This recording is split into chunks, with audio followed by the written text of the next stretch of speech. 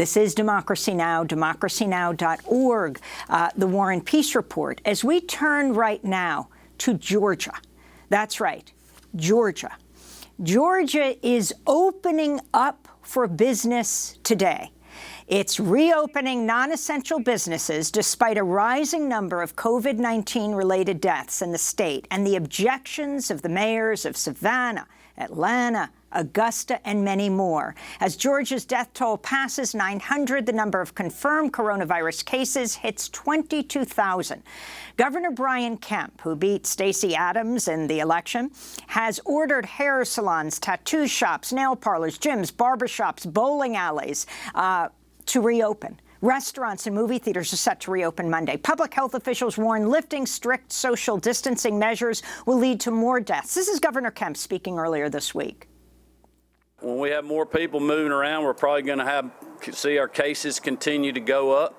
But we're a lot better prepared for that now than we were over a month ago. We have the hospital bed capacity. The Associated Press reports President Trump and Vice President Pence told Governor Kemp on Tuesday they approved of his aggressive plan to reopen businesses. Just one day before, Trump reversed course and publicly said he opposed the plan. On Thursday, the Southern Christian Leadership Conference issued a strong warning to the governors of Georgia, Texas, and other states who are considering reopening their economies. SCLC President Dr. Charles Steele Jr. said in a statement, "We cannot use poor people as sacrificial lambs like they did to people during the Tuskegee experiment. The businesses that are being reopened are the ones where poor people have to work and put their lives at risk." Well, for more, we're going to Pine Lake, Georgia, where we're joined by George Chidi. He's a public policy director for PadSplit, an Atlanta-based affordable housing organization, former city council person for Pine Lake, former reporter for the Atlanta Journal-Constitution. George, thanks so much for joining us. Can you explain what is happening? If you were going to make a list of the businesses that should not be open right now. I mean, if you ask the public health officials all over this country, including Georgia, I dare say they would make the list of the non-essential businesses that the governor is opening today in Georgia. Why is this happening? Please explain. So my sense of it is that it doesn't really have to do with public health at all, because I can't imagine somebody really needs a mani-pedi right now. And let me preface this by saying that even though massage parlors and bowling alleys are supposed to be able to be open, nobody's going. There's widespread skepticism here in Georgia about doing any of this. I think that this is about reducing the potential unemployment insurance costs to the state. The order to open these businesses supersedes an order that he made to close these specific businesses a few weeks ago. But earlier this week, we started to see projections about what the budget shortfall was going to look like in Georgia. We're looking at $4 billion that we weren't going to have before. And the unemployment fund has about $2.6 billion in it. That's going to be a crisis in about a year, and I think the governor is trying to act now to avert that crisis later.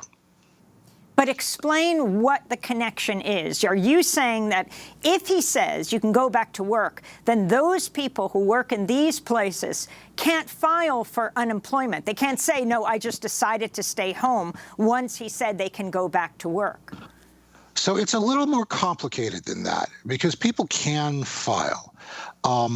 The question is whether or not their filing will be accepted, whether or not they'll actually get money and how. If your restaurant reopens, and some restaurants are going to reopen, and they call back their employees and say, hey, we need you to be a server, but the employees don't believe that they've got enough personal protective equipment or whatever, or they just believe that they're going to be sick, well, they'll file for unemployment. But then they've got to make the case for their unemployment before the Department of Labor. It's not a slam dunk. If the business is closed, of course they're going to get unemployment insurance. But if the business is open, well, according to the Department of Labor's standards right now, fear of infection alone is not a sufficient cause for unemployment coverage. basically it's setting people up for a fight that might take 2 weeks, 3 weeks, 4 weeks longer. And frankly, some people are going to give up. And I think that's what they want.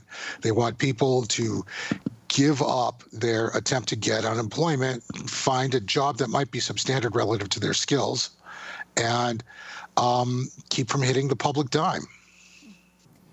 So can you give us a breakdown, George Chidi, of the people who work in these businesses, an economic and racial demographic breakdown? So let's start with nail salon, because nail salons, I mean, really, nail salons. How do you do that without touching people? And, of course, people can wear gloves, but you have to be so close. When we talk about arm's length, that is far less than 6 feet.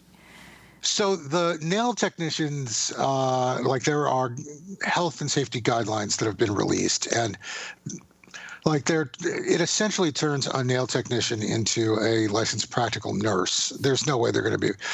Everybody gets a mask. Everybody needs a new mask for each new person.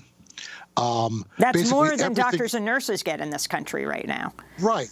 There's no way they're going to be able to get their hands on that kind of equipment. That everything's got to be covered in plastic and then recovered after every person comes through the nail salon. Temperature checks for everybody who walks through the door. It's absurd. Nobody's actually going to be able to. Can you talk about the governor's relationship? He's a close ally of President Trump. AP is reporting that both Trump and Pence told Kemp that this is a good idea, and then reverse course after enormous pressure from the top government scientists on President Trump, and now are saying that Kemp is making the wrong decision. Is it possible Kemp will go back, since you haven't even hit the peak in Georgia right now? The deaths are vastly increasing each day. So people are arguing that we peaked a week or two ago. I don't believe that that's true. Our numbers are increasing, and they're, that slope doesn't look like it's anything like a decline yet. Trump's going to Trump. I mean, Trump is about what he is good for Trump. And honestly, I think he put his finger in the wind. There's massive skepticism of the governor in Georgia right now. Nobody wants to do this. There's no upswelling of desire to go bowling right now. And frankly, I think he got feedback from the ground and said, it's better for me, Trump, to throw Kemp under the bus so that I don't look dumb. So can you talk about the scheduled protest that was called off to reopen the state because the governor said, don't worry, I am reopening the state? You've spent much of your time, George Chidi, following the alt-right in Georgia. Talk about the people who make up this pressure group and how powerful they are. So there are a bunch of yahoos we have a problem with the alt-right in Georgia. Let's start with that. We had a terrorist cell of alt-right terrorists arrested about 2 months or so ago, just about an hour west of Atlanta. They were planning to attempt to assassinate people who were aligned with the Antifa movement. It's AstroTurf, though, mostly. The protest movement here in Georgia was being pushed primarily by political groups that have an agenda.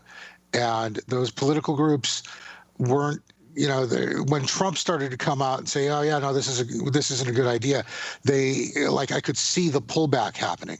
Some of the protest groups, some of the folks who were protesting were anti-vaxxers in Georgia.